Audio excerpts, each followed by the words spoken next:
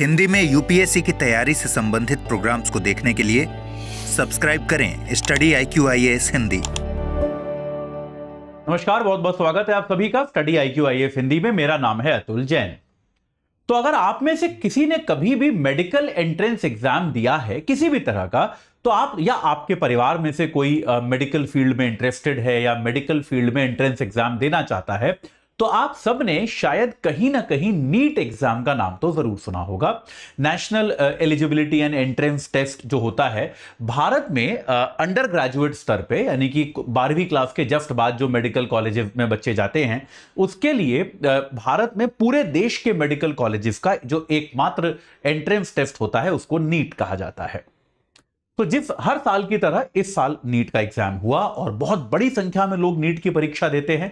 मैं आपको एक बस पर्सपेक्टिव के लिए बता दूं कि इस साल करीब 23,81,000 लोगों ने नीट की परीक्षा दी है। वही यूपीएससी की परीक्षा करीब 5 लाख लोग देते हैं। तो आप समझ सकते हैं कि आकार में यह परीक्षा कितनी ज्यादा बड़ी है, इससे कितने ज्यादा लोग वो एग्जाम देते हैं। तो इस साल जब से नीट का परिणाम आया है, जिस साल अभी जब लोकसभा चुनाव का परिणाम आया 4 तारीख को ही नीट का परिणाम आया, और परिणाम आने के बाद से ही निरंतर इस परिणाम पर विवाद ही विवाद चले जा रहे हैं। तो ये विवाद क्या है, इन विवादों की प्रवृत्ति क्या है, इनको लेकर क्या कोई एक्सप्लेनेशन जारी किया गया है या फिर इनका कोई समाधान संभव है या नहीं, इसके बारे में हम लोग अभी चर्चा करेंगे। लेकिन इस चर्चा के पहले मैं आपको बता दूं कि भाई हमारा P2I बैच जो है वो 10 तारीख से शुरू होने वाला है। याद रखिएगा, 7 तारीख आज हो गई है, 10 से शुरू होने वाला है। शाम 6 बजे का बैच है। अगर आप AJ लाइव कोड लगाएंगे तो आपको 27,999 में यह मिल जाएगा।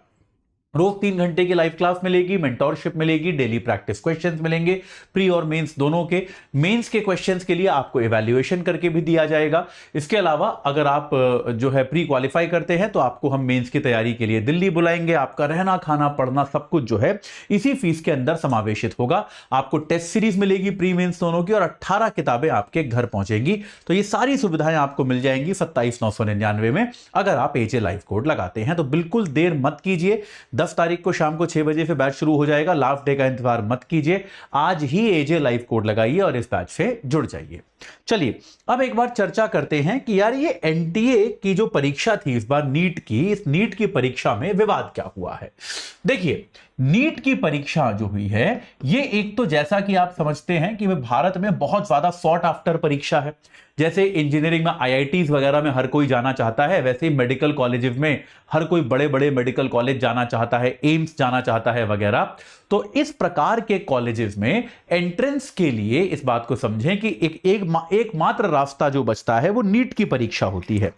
तो ये नीट की परीक्षा जो है ये नेशनल टेस्टिंग एजेंसी, राष्ट्रीय परीक्षा संस्था, नेशनल टेस्टिंग एजेंसी नाम की एक केंद्र सरकार की बॉडी है, वो इसको कराती है। शिक्षा मंत्रालय के अंतर्गत आती है ये। NTA नाम की बॉडी ये परीक्षा कराती है और आमतौर पे हर साल ये परीक्षा निर्बाध रूप से होती है, इसमें कोई दिक्कत होती नहीं है। इस साल शुरुआत से ही इसके लक्षण बड़े अजीब थे। तो पहली चीज तो यह थी कि जब इस साल नीट का कैलेंडर डिक्लेयर किया गया था तब यह कहा गया था कि इसका परिणाम जो है लगभग 14 जून को आएगा।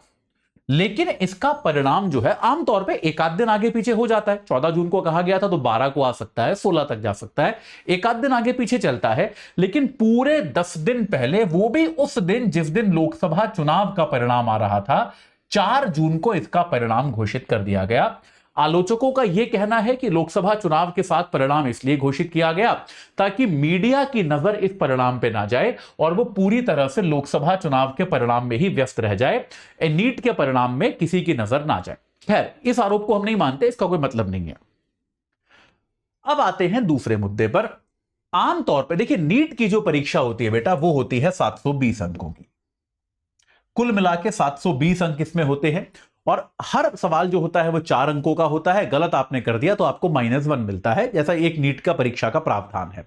तो आमतौर पे हर साल 2 बच्चे 3 बच्चे ऐसे होते हैं जिनके 720 में से 720 अंक आते हैं। ऐसा जो होता है हर साल 2-3 बच्चे होते हैं, एक आध साल ऐसा हुआ कि एक भी नहीं हुआ बच्चा ऐसा, लेकिन तब भी हर साल पूरे 720 अंक लाने वाले यानी कि 100% स्कोर करने वाले बच्चे जो होते हैं वो बच्चे कितने होते हैं? करीब करीब आप मान लीजिए 2 होते हैं, कभी कभी 1 होता है, कभी 3 होते हैं, इस रेंज में होते हैं।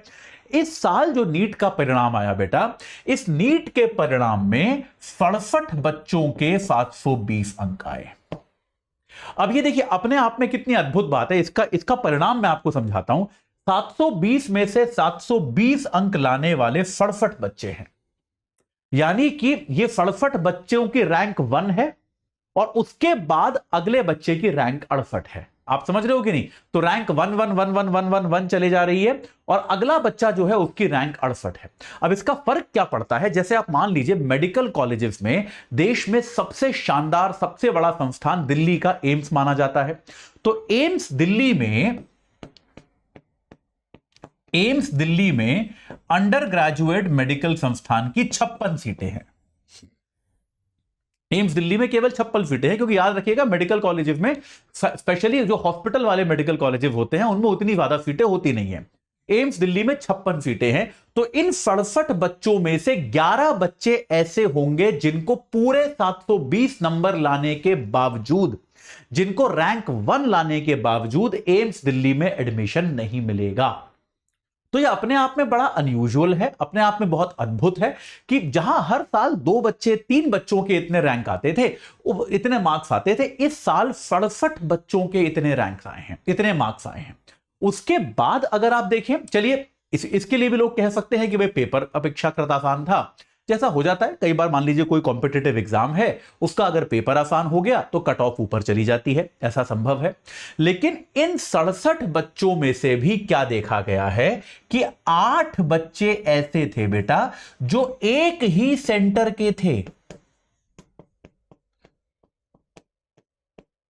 पूरे देश में नीट एग्जाम के करीब 4100 सेंटर बनाए गए थे। पूरे देश में नीट के भाई बहुत बड़ा व्यापक एग्जाम है, करीब 4100 सेंटर बनाए गए थे। उन 4100 सेंटर से कुल मिला के 67 बच्चे ऐसे थे जिनके पूरे नंबर आए। 8 बच्चे बेटा हरियाणा का एक सेंटर था, हरियाणा के उस एक सेंटर से 8 बच्चे ऐसे हैं जिनके 720 में से 720 नंबर आए। समझ रहे हो आप इस बात को? इसके अलावा आप समझेंगे कि मेडिकल कॉलेजेस के जो कोचिंग संस्थान होते हैं उनमें बड़ा कंपटीशन होता है, बड़ी मारकाट होती है कि टॉपर हमारी कोचिंग से है कि हमारी कोचिंग से है। आपने देखा होगा आपके शहरों में भी बड़े बड़े होर्डिंग लग जाते होंगे अलग अलग कोचिंग के कि ये हमारी कोचिंग के हैं, ये हमारी कोचिंग के हैं। इन 8 बच्चों को किसी कोचिंग संस्थान ने अभी तक क्लेम नहीं किया है कि ये हमारी कोचिंग के हैं। तो आपको बात समझ में आ रही है कि नहीं आ रही है? कुछ तो ये अपने आप में बड़ा संदेहास्पद, बड़ा ही सस्पिशियस जैसा प्रतीत होता है कि ये कुल मिला के चल क्या रहा है। ये 8 बच्चे एक ही सेंटर के पाए गए। अब इसके अलावा जब नीट के बच्चों के रिजल्ट देखे गए, अब देखिए आप इस बात को समझिए, मान लीजिए पेपर 720 नंबर का है, ठीक है, हर क्वेश्चन जो है वो 4 नंबर का है। बात सही है?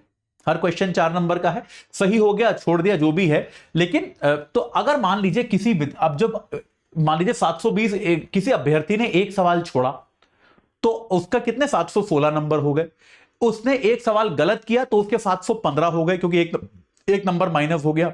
लेकिन 716 से 720 के बीच में तो अंक नहीं आ सकते, यह बात तो क्लियर है। 716 से 720 के बीच में तो अंक नहीं आ सकते। लेकिन अगर आप नीट का परिणाम देखेंगे तो आपको ऐसे अभ्यर्थी मिलेंगे जिनके 718, 719 इस प्रकार के भी अंक जो हैं आए हैं।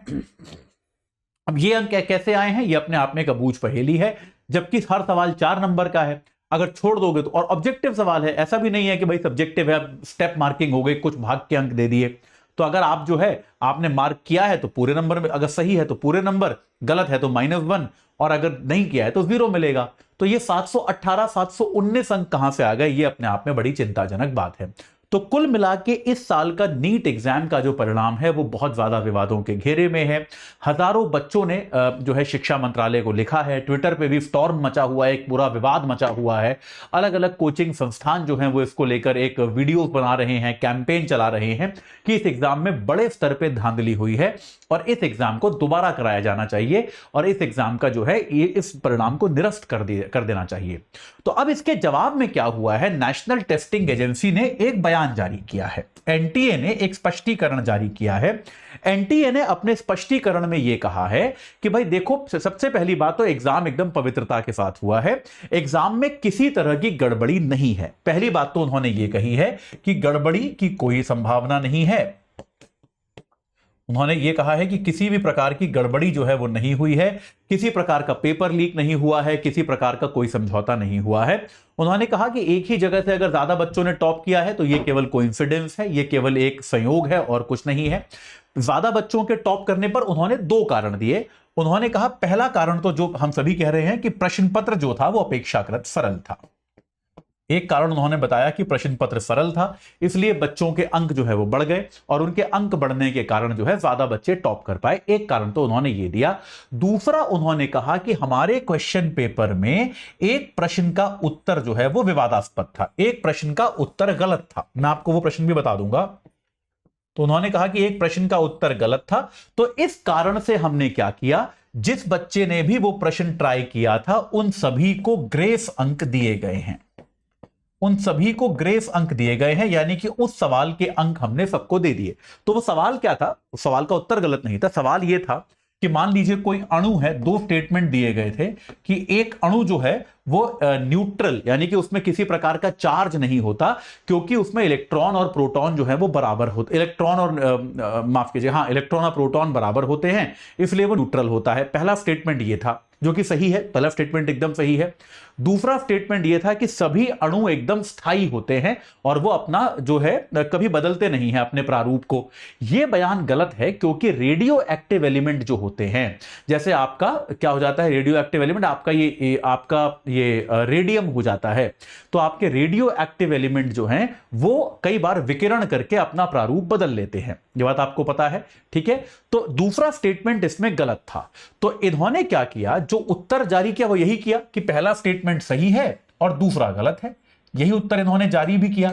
लेकिन इन्होंने क्या पाया, कई सारे बच्चों ने इस पर आपत्ति की और कहा कि एनसीईआरटी की किताब जो है उसका जो पुराना वर्जन है, उस पुराने वर्जन में यह चीज लिखी हुई है कि अणु जो होता है वो हमेशा स्थायी होता है, सभी का अणु स्थायी होता है। अब यह वक्तव्य गलत है, एनसीईआरटी के पुराने वर्जन में लिखा हुआ है और यह वक्तव्य गलत है। लेकिन एनटीए ने अपने बयान में अभी यह कहा है कि क्योंकि हम खुद ही छात्रों से यह कहते हैं कि आप एनसीईआरटी से ही पढ़ो, और भारत में यह परंपरा है आमतौर पे कि बड़ा भाई या बड़ी बहन जो होती है जब वो पढ़ लेते हैं तो वो किताबें छोटे भाई बहन को दे दी जाती हैं, और तो इसीलिए हम बच्चों से यह अपेक्षा नहीं कर सकते कि वो नया वर्जन खरीदेंगे हर बार। तो इसीलिए अगर पुराने वर्जन में कुछ लिखा गया है तो हमें उसके लिए बच्चों को मार्क्स देने पड़ेंगे। तो एनटीए ने यह कहा है, इसी कारण से क्या हुआ, कोई बच्चा जिसको मान लीजिए कम अंक भी मिले थे किसी कारणवश, उसको हमें इस प्रश्न के अंक देने पड़े। इससे भी क्या हुआ, बहुत सारे बच्चे जो है वो परफेक्ट 720 के स्कोर तक पहुंच गए, या फिर ये 718 719 के स्कोर तक बच्चे इसलिए पहुंच पाए क्योंकि उनको इस प्रश्न पे ग्रेस अंक मिल गए हैं। तो ये एनटीए ने एक एक्सप्लेनेशन दिया है। अब ये एक्सप्लेनेशन जायज है या नहीं है ये मैं आपकी बुद्धिमत्ता पर छोड़ता हूं। इसके अलावा कई सारे छात्रों ने यह भी कंप्लेन किया है कि ओएमआर के हिसाब से उनको जितने अंक मिल रहे थे उससे काफी अलग उनके अंक आए हैं। तो अब यह बात सही है या नहीं है, इस पर भी जो एनटीए को स्पष्टीकरण देना पड़ेगा। लेकिन कुल मिला के मेरा इस पर व्यक्तिगत तौर पर यह मानना है कि ये जो कॉम्पिटिटिव एग्जामिनेशंस होते हैं, जो भारत में प्रतिस्पर्धी परीक्षाएं होती है, क्योंकि हमारा बहुत बड़ा देश है, 20 लाख बच्चे इस एग्जाम में बैठते हैं और कुछ सीटों के लिए केवल, तो ऐसे में इन सभी परीक्षाओं की जो पवित्रता है वो संदेह से परे होनी चाहिए। इन सभी एग्जाम्स की जो इनको कराए जाने का तरीका है वो इतना क्लियर होना चाहिए। अगर किसी तरह की कोई स्केलिंग की गई है, अगर किसी तरह का कोई ग्रेस मार्क दिया गया है, तो वो विवाद के बिना ही पहले ही घोषित किया जाना चाहिए, ताकि किसी को भी इन एग्जाम्स पर किसी प्रकार का संदेह ना हो पाए। और अगर कोई संदेह पाया जाता है तो तुरंत इस एग्जाम को रद्द करके दोबारा कराने की व्यवस्था की जानी चाहिए, ताकि किसी भी तरह से बच्चों का करियर जो है वो प्रभावित ना हो पाए। ठीक है, चलिए अभी के लिए इतना ही। आपको इसमें जो भी नया विकास होगा आपको आगे बताऊंगा। तो लेकिन उसके पहले आपको बता दूं कि भाई जाने के पहले कि 10 जून से हमारा P2I बैच शुरू हो रहा है। एजे लाइव कोड लगा के 27,999 में आप जुड़ सकते हैं। रोज 3 घंटे की live class, mentorship, daily practice question, pre और मेंस के क्वेश्चंस का इवैल्यूएशन, प्री और मेंस दोनों की टेस्ट सीरीज, 18 प्रिंटेड किताबें, और अगर आप प्री क्वालिफाई करते हैं तो मेंस की तैयारी के लिए आपको दिल्ली बुलाना, आपका रहना खाना पढ़ना सब कुछ इसी खर्चे के अंतर्गत आपको मिलेगा। आज ही एजे लाइव कोड लगा के इस बैच से जुड़िए और अपनी तैयारी को एक सही आकार प्रदान कीजिए। इस चर्चा से जुड़ने के लिए आप सभी का बहुत बहुत धन्यवाद। हिंदी में यूपीएससी की तैयारी से संबंधित प्रोग्राम्स को देखने के लिए सब्सक्राइब करें स्टडी IQ IAS हिंदी।